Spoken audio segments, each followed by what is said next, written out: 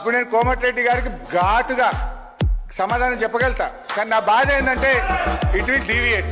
ఆయనకేమో half knowledge. ఇప్పుడు ఆయన ఏం మాట్లాడిండు, హాఫ్ నాలెడ్జ్. స్పీకర్ సార్, ఇదే కోమటిరెడ్డి వెంకటరెడ్డి గారు 50 కోట్లకు పిసిసి అధ్యక్ష పదవి కొనుక్కున్నారు రేవంత్ రెడ్డి గారని ఈయనే చెప్పింది కదా సార్. మరి దాన్ని ఏమంటారు అధ్యక్ష? ఇదే కోమటిరెడ్డి వెంకటరెడ్డి గారు జిల్లా కలెక్టరేట్లు సచివాలయాలు అద్భుతంగా కట్టిండు కేసీఆర్ గారని ఈయన గారే చాలా సార్లు మెచ్చుకున్నాడు అధ్యక్ష.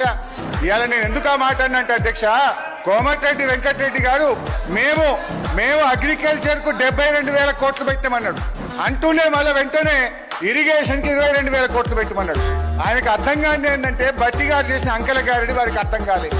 వారు పెట్టిన అగ్రికల్చర్ 72,000 కోట్లలో అన్ననే ఇరిగేషన్ ఉన్నది, అన్ననే కరెంట్ ఉన్నది, అన్ని కలిపి మాయ చేసి అగ్రికల్చర్కి ఏదో ఎక్కువ పెట్టినా అని బట్టి గారు చేసిన మాయను ఆయన అర్థం చేసుకోక అగ్రికల్చర్ 72 వేరే చెప్పిండు, ఇరిగేషన్ 22 వేరే చెప్పిండు.